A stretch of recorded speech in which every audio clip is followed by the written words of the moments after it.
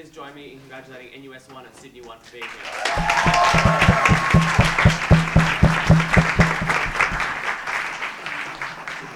The motion before the House is that developing nations should sell sovereignty over autonomous zones to entrepreneurs. I think something largely like that. It'll come out. My name is Amit, and I will be one of the 7 adjudicators. The others are in order: Niharika, Dom, Sandeep, Taz, Stephen Whittington, and Ben Woolgar, just because there's 2 Bens and 2 Stephens elsewhere.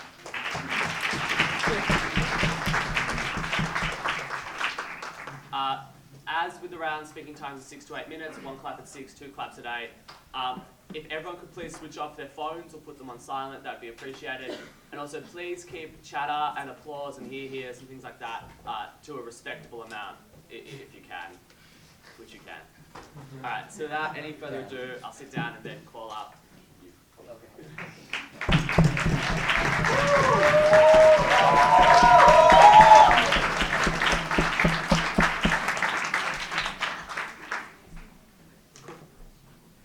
In status quo, we see countries like China and the United Arab Emirates buying individual tracts of land of countries in Indochina and the Central African republics. And what they basically do is that then they let their entrepreneurs take full use of the land where they have sovereignty over to develop and create industries in these regions. The kind of lands that we're specifically talking about here are the kind of lands that are usually sparse, with little vegetation, with little natural benefits, that even the locals themselves in these countries like the Central African Republic and Chad usually don't live in, and they usually populate in regions where the natural benefits do lie.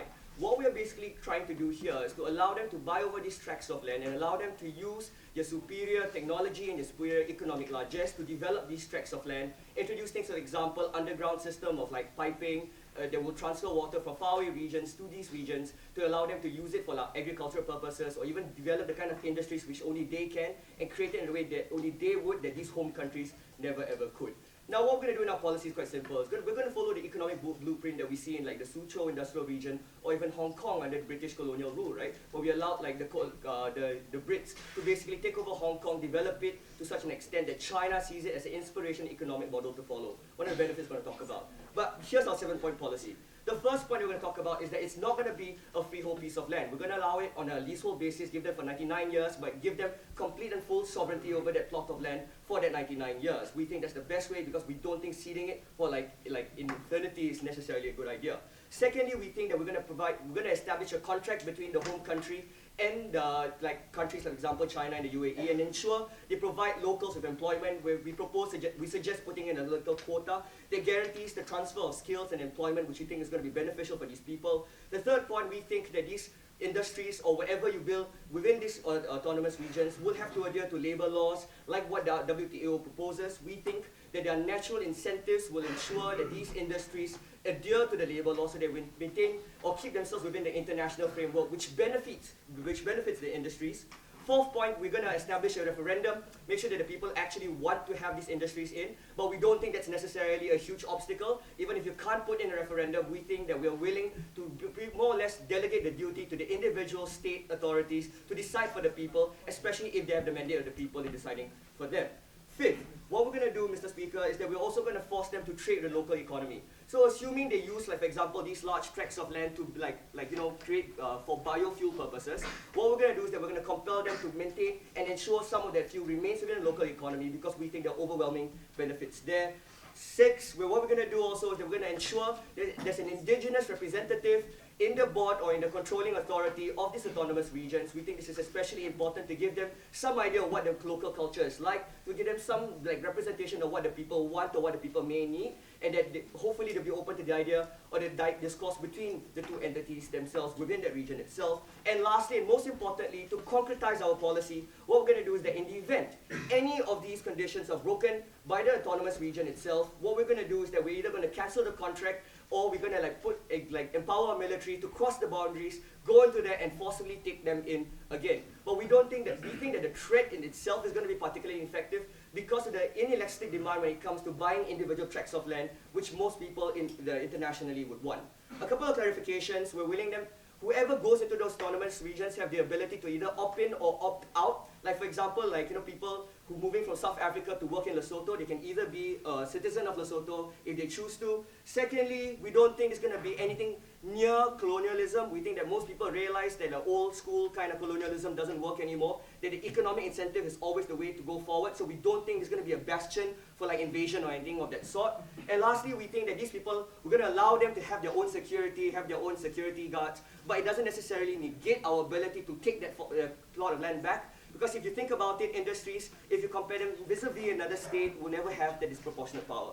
So what I'm going to talk about, I'm going to talk about three things. Firstly, why sovereignty is tradable here and something that these first developing countries can give up. Secondly, how this overlaps with the priorities of corporate logic and why we think this will benefit everyone as a whole. And lastly, the economic benefits. So why is sovereignty tradable and why can we think they have the right to set this up? We have three reasons for this. Firstly, we think that sovereignty is important only insofar as it allows the people within the country to protect themselves in a demarcated boundary because they have authority over that plot of land, because they are able to determine what goes on in the plot of land to ensure some modicum of security for its people. But the moment you're talking about plots of land that have no inherent use or no inherent benefit, we think it makes much more sense, principally and economically, for these countries to sell off their plot of land, get the money in return, to financially protect the people in the other regions where they are populated. We think the financial protection that comes from our policy better fulfills the kind of protection, principle of protection that sovereignty is supposed to serve. Secondly, we think that, it's the inherent right of these countries to give up plots of their land to other people if they think it's beneficial. We see them giving up plots of land to embassies from other countries in the hope of establishing better relations with their country on the pure economic principle of just wanting to benefit from that relation itself. We think similarly some form of benefit can be accrued from this transaction, and we think they have an inherent right to do that as well, and there's precedents to follow. Thirdly, we think that when we're talking about these developing countries, what is unique about them is that they're usually predicated on more like tribal loyalties or more like community kind of loyalty system that goes on. Meaning that there's a huge disconnect between the individual living in the community and the construct of the nation state. So what we think happens here is that recognizing that there's significant disconnect between the individual and the construct itself of the nation state, we think we're going to capitalize on that concept, that very malleable concept, and allow the state to make full use of that disconnect to benefit the people in turn. So secondly, why does this overlap with the corporate consensus, and how will that benefit everyone as a whole? Firstly, we think that in status quo, corporations won't necessarily have the natural incentive to go in automatically despite the initial economic flurry because of a couple of reasons, right? Firstly, they don't think that there's that keen proprietary interest that they have within that plot of land. We think when people think they have greater degree of control over what they're investing in, we think they'll be more moved or compelled to actually make the investment in the first place. But the moment, like when you don't guarantee that the kind of sovereignty, we don't think that exists. Secondly, people aren't naturally compelled to go into these developing countries because there's always the threat of a coup d'etat, or there's always a threat of some kind of authoritarian regime possibly wanting to pressurize the owners of these MNCs, right? Acting as a natural disincentive. For example, the Ivory Coast. For the longest time, they were one of the most economically prosperous African countries, like anywhere, right? But suddenly when like a coup d'etat came about and everything was like basically a hellhole in that region. And we think the kind of instability and no guarantee of security is a natural disincentive preventing them from coming in. So why do we want them to come in? Because we think that the corporate logic that operates here will ensure the better treatment of people who do work in the region itself, who do work for these companies, or who do work in these fields, for four primary reasons. Firstly, we think that when you're talking about countries like China and the UAE, there is a natural incentive for them to want the locals to buy their goods, right? Because they want to further entrench themselves in the local economy and the local market so they can benefit continuously, not just from the purchase of land, from the transfer of resources as well. And we think they will definitely guarantee to ensure that the people there are treated well, that the people there aren't necessarily abused with like high prices, and they'll generally guarantee the welfare of these people. Secondly, they want to maintain that they ensure that they remain within the international frameworks because there are massive benefits that ensures that they can only reap once they ensure they're inside the framework itself. Thirdly, there's no veneer for them to say, look, it's the fault of the particular authoritarian regime and not our fault. Like they'll become like they'll be directly assaulted for any kind of like atrocities they create. And lastly, the threat of force. Lastly, on the idea of economic benefits, we think, like I said earlier in my policy, there will be the kind of transfer of skills that we think is beneficial for these people. We think that we need them to gain the initial capital clout for them to move forward. And for these reasons, Mr. Speaker, this important motion must stand.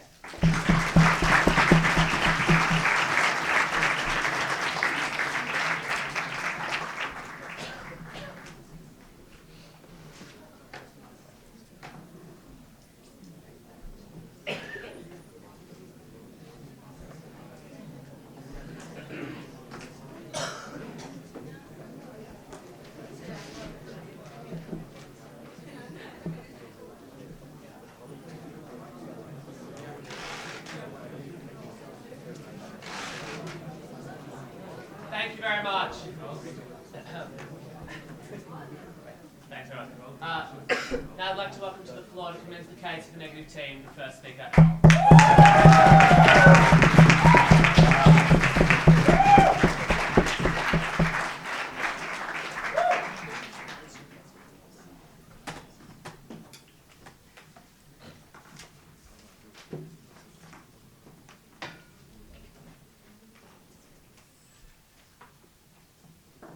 Mr. Speaker, it was curious for an affirmative team that wanted to place so many stringent conditions upon their model that were contingent upon the cooperation of the government in that country, that they just weren't happy to fund and put capital investment into the government rather than endorsing a fire sale of that government's sovereignty. We think that that is a problem and not something that we should allow. Governments that even they had to cooperate with in order to enforce all of the conditions of their model. If that is the case, that we can cooperate with these governments, why is it the case that we should continue to undermine their legitimacy and undermine their sovereignty by fundamentally not funding them, but just allowing corporations to take over swathes of their land? I'm going to look at three main issues in rebuttal. Firstly, the conditions of this model. Secondly, sovereignty. And thirdly, who and what countries are going to take these deals. Firstly, on these conditions, as I flagged, we think that if you need to cooperate with the government in order to trade with them in expertise, in order to get enforcement on labour standards, that you can trust that government to deal with the type of capital investment and foreign direct investment that the negative team is going to be supporting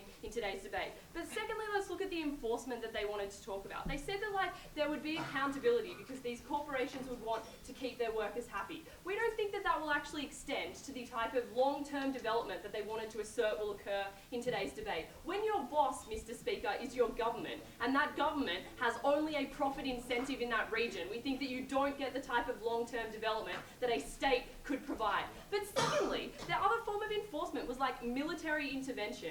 The people that they wanted to talk about, like Chinese corporations, do you actually think that countries like Uganda or Sudan are going to go in and try and enforce standards upon a Chinese corporation and incur the wrath of China? That is never going to happen in today's debate. Their most forceful type of enforcement was never going to come to fruition. Let's look at sovereignty then. The first thing that they told us is we can sell this because this land is of no inherent use or benefit. We have three responses to this. The first is that they said in order to make this land useful, they would have to do things like irrigate water from other parts of the country. Clearly that shows that this land, or the use of that land, is going to have an impact on other parts of the country. Secondly, to the extent that this is just useless land, what type of profit is this country going to get from selling it? Because we don't think that those corporations are going to value it very highly. But thirdly, if it was the case that it was valuable to that corporation but not to the country because of an expertise gap, we think that we can provide expertise to that country in the form of foreign direct investment and capital, and we don't need to take their land in order to provide that.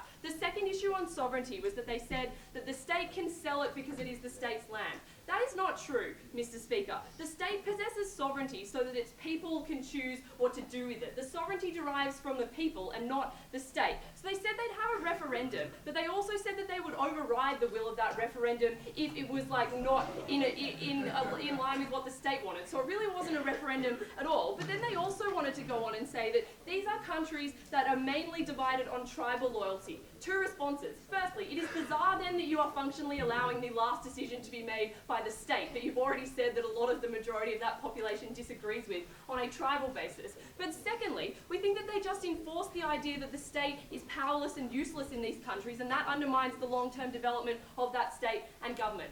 Thirdly, in rebuttal, let's look at, and this is kind of also the premise of our case, let's look at the type of countries that are going to be taking this deal.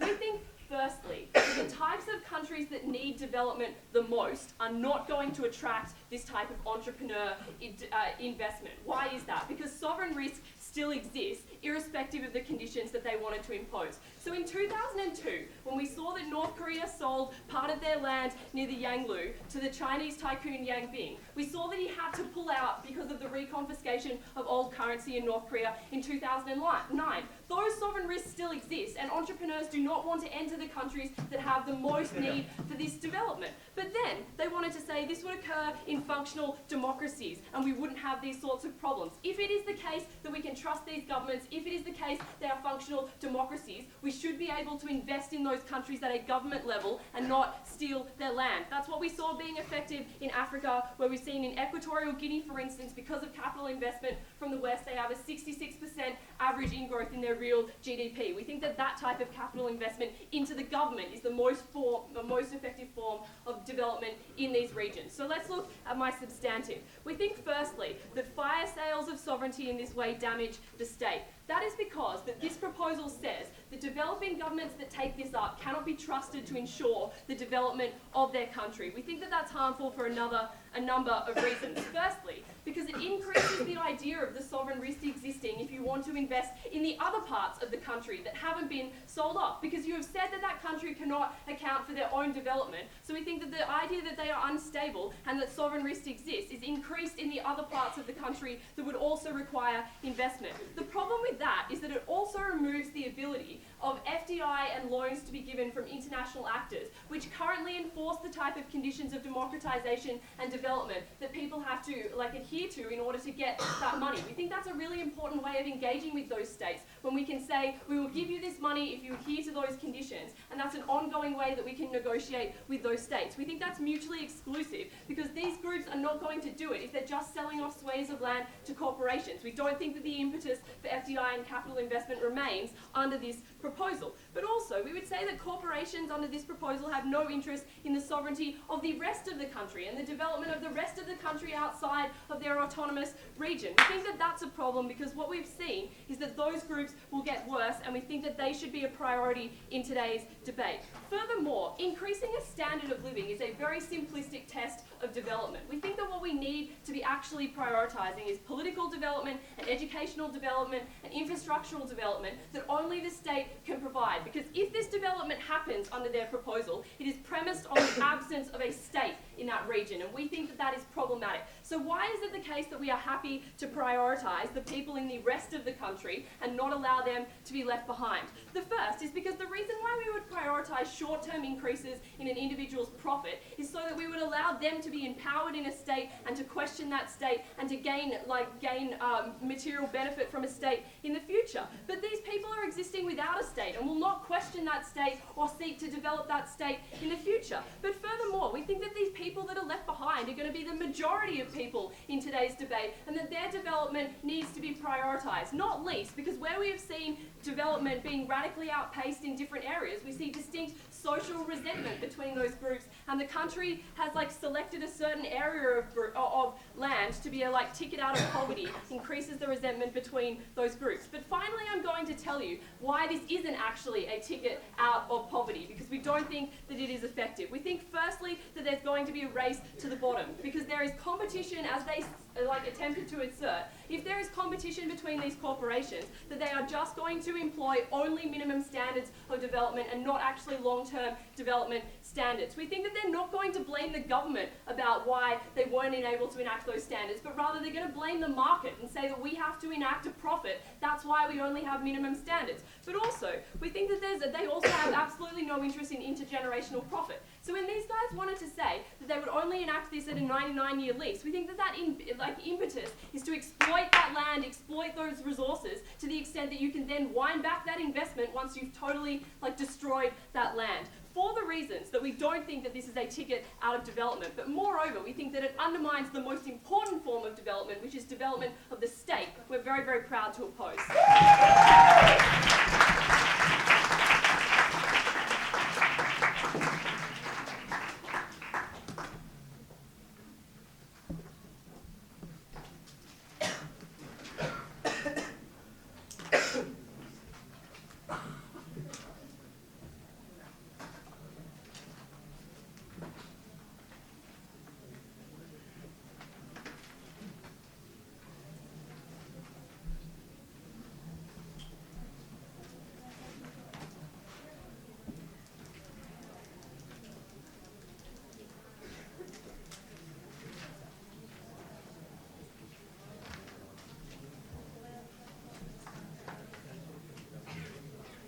Thank you. Now I'd like to welcome to the floor to continue the case in the affirmative the second speaker, Siddharth.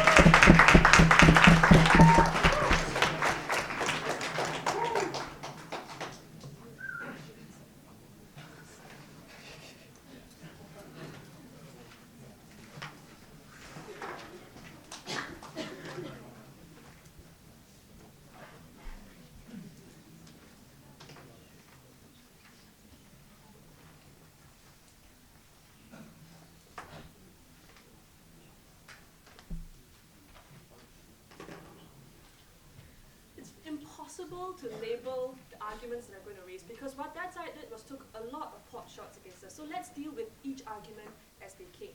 First of all, they said let's just put money into the government since we can cooperate with them. Well, Iran came up and told you that cooperation is limited insofar as the sale of this land, insofar as the standards of this land. The link between enforcing labor standards and making sure your investment is put to great use is extremely tenuous. While these corporations can trust governments to set some amount of standard or to create contracts for the sale of land, for example, it's extremely hard to dump millions and millions of dollars in this land and expect the government to be able to control or to be able to provide conditions that are fundamental to the development of their capital. These are high-risk investments. These are investments that require real control, and that's where our policy has the edge. We give them the kind of control that's required for them to trust that their investment is not going to waste. They then came up and tell us, look, it's important to have long-term development, and we think both sides of the house cannot assure that. In your paradigm, this long-term investment isn't guaranteed where firms are too afraid to come into places such as sub-Saharan Africa, where the only shops you have are sweatshops because they can capitalize on the poor working conditions there. We think at least ours has some form of benefit because it provides an incentive, even if it's temporary, 99 years, so be it. That's still an incentive to set up roads, make it easier to transport things in, give people education so they don't have to keep transporting American or first world workers in. That is the incentive or the benefit we think comes with our policy. On the second level, they then told us Chinese corporations won't adhere. Well, it's always the Chinese people causing the problem, but we think now we change the problem for them. We make it more difficult for them to simply hide behind the veneer of legitimacy by saying it's the government's fault. For example, the government is unable to enforce labor standards. We place the highlight or we place the limelight on these Chinese corporations because now they own these lands. The WTO will better be able to enforce these standards. But on the second level, we also told you there is an incentive for these Chinese corporations to enforce these standards. They want to be able to trade with a lot of these other corporations with a lot of the countries that also adhere to these standards. So we don't think that this is going to be a particularly great problem. They then said selling doesn't equate to profit. The kind of money you make through selling isn't the same as FDI. But on the very first level, we think where the land would have been useless anyway, at least this gives some form of investment. But on the second level, we think there are greater economic benefits that Imran brought up that they didn't deal with. The creation of transport systems, for example, is a long-term investment. It might not give you money, but we think that's the kind of infrastructure that these countries need in the long run. We think on the second level, the transfer of skills, for example, is important. You need to train a lot of these Africans or tribal people to be able to work in your factories. You need to have the infrastructure which are not single purpose. You need to have the ability to tap on energy which were previously untappable. We think all of these economic benefits can only be gained if you allow these people to secure their investments through the sale of sovereignty of this land. They then said, look, the sovereign risk is always present in these investments. Well, we think it exists in both paradigms. There's always going to be sovereign risk, but we think the inability to control and mitigate the sovereign risk is what disincentivizes investors to come into these countries. So we think by allowing more control and not just depending on a weak government to securitize your investments or to provide the mitigation to this sovereign risk is important, and that's when you incentivize the better firms to come into these areas. They then came up and tell us, look, FDI is good, it gives them greater leverage. Well, it's good. We all think FDI is good, and that's not the debate. The debate is where there is a lack of foreign investment, where then is the comparative advantage. Outside the house tells you that the comparative advantage is not just in saying, please come, we've got loads of land, let's have a party. Outside the house is telling you that the best solution is to allow them to say, we're going to help you, we're going to give you the kind of sovereignty required for you to securitize the investments or the amount of money that you want to pump into these countries, because we recognize that the risk in our country is extremely high. You need to protect against that. They then came up and told us another very point. Political development is good. We all agree to that. But if political development were good, countries like China and India, you'd have countries like China and India popping up in Africa anyway. But we think we're not talking about these kind of countries. We're talking about countries, and Imran has highlighted this brilliantly. We're talking about countries that don't have this kind of middle class development. They don't have this kind of political amalgamation or the political push. Talking about countries that have large tracts of land and tribal areas, these are not. They don't have that kind of concerted effort to push towards economic development the way China and India does. We need to start somewhere. These countries can't seem to find where to start. We provide the solution. We told you that it's about ensuring that these big corporations have an incentive to go in and set up shop. We then told you, or I will tell you, about how we create a bigger middle class. We think that this forces development into these regions, and that's where you have proper political development, when you're able to pump money into these areas and provide the locals with some form of better subsistence. And that's going to be my substantive for today as well, the comparative analysis between status quo and our policy, and how our policy produces greater benefits. In the absence of our policy, how do these countries now pursue economic growth? As of now, the sole comparative advantage is in the ability to abuse the law and in the ability to abuse poor working conditions. The rich first world, at least decent MNCs, wouldn't go anywhere near these countries because there's no political stability and simply no comparative advantage. That's why you see Nike running out of these areas when it was first criticized. So who do you attract? You attract the unscrupulous Chinese people who are willing to brave the bad conditions simply because they're incentivized by the very low labor or the very low human standards. And these are the very people who create your sweatshops, reminiscent of a debate we had earlier. And these are the people who abuse the locals as well. Your governments are either silent because they have no control, and that's where they argue that they have no alternative. There's no way we can attract investment if we don't allow these people to do whatever the hell they want. And that's why we think that this produces a lot of social ills. The great social ills that we talked about earlier, things like lower lifespans, for example, poor working conditions, abuse of women, abuse of children.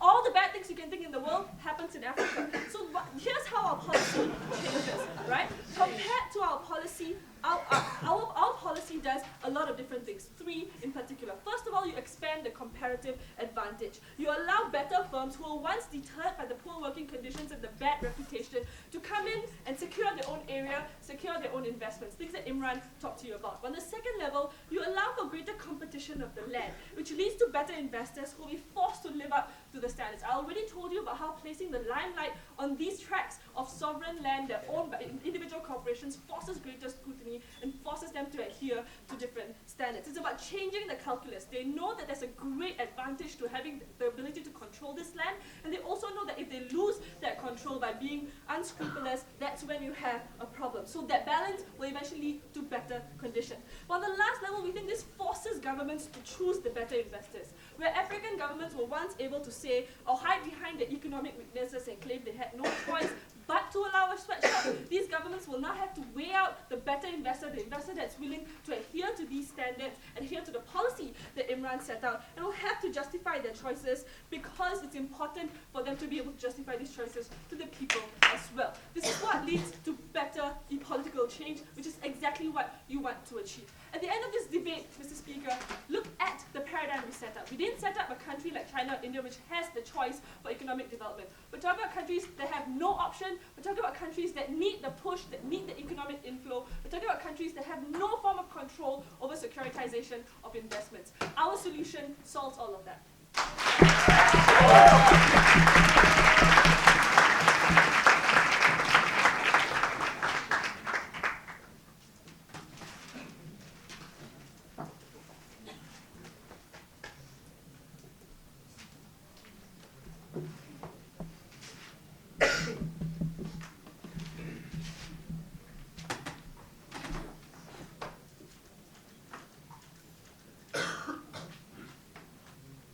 Thanks very much. Now I'd like to welcome to the floor to continue the case for the negative team, second speaker, Paul.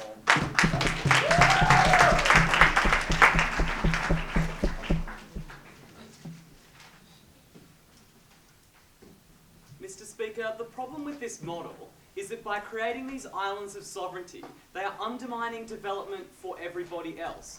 But also, by creating these islands of sovereignty, they're privileging the economic wealth of the people that they think would be better off living there, rather than their human rights and their way that they can improve themselves. Because we think that, the people suffering under poor labour standards in a Dickensian sweatshop did not look to their employers and perfect competition to give them their human rights. It was ultimately the state that was able to grant those things, and it's the state that is attacked by the affirmative team's model in today's debate.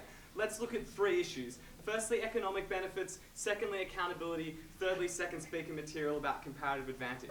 So firstly, to economic benefits. And we heard that we need to create these these islands with sovereignty because there's so much high risk that no one else will want to invest in these countries without real control. Well, we think when they told us that investors wanted real control, that was a concession that that's going to lead to real exploitation. Because part of the reason that transnational corporations are rushing to the third world at the moment is in a race to the bottom to create sweatshops and a race to the bottom to exploit environmental resources as quickly as possible. So we think that's the kind of control that they would be after. But we think that in terms of reducing the sovereign risk, the affirmative team's model isn't even good for that, because it's going to be very hard to control these islands of sovereignty when they are creating resentment between the people in the rest of the state and these parcels of the state that they've sold off. And in fact, they're exacerbating the sovereign risk by creating perceptions that the state is useless, that they had to circumvent the state, and that the state can't ever provide proper standards and we need to circumvent them. And that's particularly harmful because we think the rest of people are still going to be stuck behind in that state. The majority of people will suffer that. But then we heard that we need to create these islands of sovereignty in order to create infrastructure. We think that there is burgeoning development and investment in Asia and Africa at the moment, because it is crazy to be leaving resources like oil in the ground under the status quo, and that infrastructure is being built, which is why we've seen that some of the highest rates of growth have been in the developing world recently, like Mozambique, China, and Angola. What we would say is that this model is therefore unnecessary, and by parceling these areas of sovereignty off, you're just going to be reducing the benefits of people's own natural resources when it just gets taken away as private profit rather than as tax revenue as it does under the status quo when we encourage development through the state. They've told us that there would be a transfer of skills. We say that entrepreneurs go to the third world under the status quo, and then they told us that there would be a huge cash injection which would allow for development of the rest of the state. We'd say, what value is that cash injection going to be? It's either going to be very low because you're selling them useless land, or it's going to be very high but detrimental, because in order to make the value high, you have to promise them things like that they can breach labour and environmental standards or steal water from the rest of the country to make these islands viable, as we heard from the first affirmative. Second thing in rebuttal, accountability. We think that the incentive to keep workers happy just isn't enough in today's debate, because there is a high supply of low-skilled labour in these countries. People are incredibly replaceable, so we don't think that they're going to have much choice in this situation. And by undermining foreign direct investment in the rest of the country, they will in fact have even less choice. Then we heard that well, if they have a poor record, nobody will want to sell to them again. Well, if the governments of these countries are as bad as the affirmative team keeps telling us, they will keep selling to companies regardless of how bad their records are. They'll probably just increase the price and not the standards that are imposed on those people at all. Lastly, we heard that this model is great because it prevents the corporations blaming authoritarian regimes for the standards in those countries. When have we accepted that as an excuse under the status quo? We think that you can just enforce those standards, and the transnational corporations are complicit with bad governments is not an excuse, and we do not accept. But if these governments are as bad as the affirmative team says, we think it's ironic that they're relying on these governments to be the ones that enforce these contracts, that it's going to be the military that's going to be busting in whenever they think that environmental or labour standards have been breached. That was a massive contradiction in their case. Relying on those states to control those standards was never going to work. The third issue I want to look at in rebuttal is the second speaker material about the current lack of comparative advantage. We think that a lot of this material was almost entirely contingent, that things were going to improve in those states. Secondly, we would say that there is already competition, and that you don't have to also parcel off sovereignty in order to create competition between firms in the third world. But lastly, we would say that when the options on the table are either work in a sweatshop or work in an island of sovereignty where you can't guarantee those standards, we think that makes sweatshops in the rest of that country all the more likely in today's debate. What am I going to tell you in substantive material? Firstly, I'm going to tell you what this does for the relationship between the developing world and the developed, and secondly, what it does with individual identification with the corporation. So firstly, the developing world and the developed. And we'd say that the developed world have stronger democratic institutions, are accountable to their domestic electorates to improve living standards, not just in their own country, but also the third world, and want to engage developing world countries in multilateral processes. What we think happens with this team's model is that those things are attacked. Firstly, because this provides an excuse to developed world governments to not increase their aid contributions to the developing world. The American government can say, don't worry, American entrepreneurs are on it, and the American dream is being spread that way to the developing world. And then the aid budget will not increase. And we've seen that there's been pressure in the GFC to not increase those aid budgets, and that will just get worse under the affirmative team's model.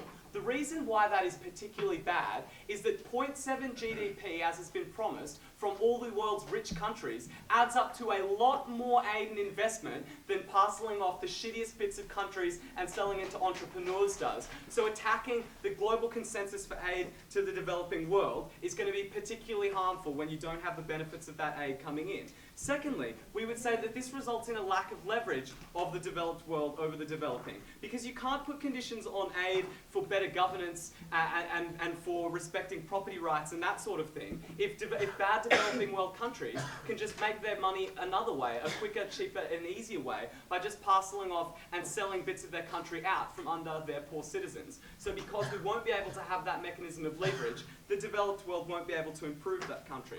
Thirdly, we would say that multilateralism is attacked by this, because there'll be less international cooperation when economic development is increasingly happening in these small islands of sovereignty. Last argument I want to look at is about what this does for individual identification with the corporation. We'd say that this model results in cultural propaganda, where identification with the corporation, rather than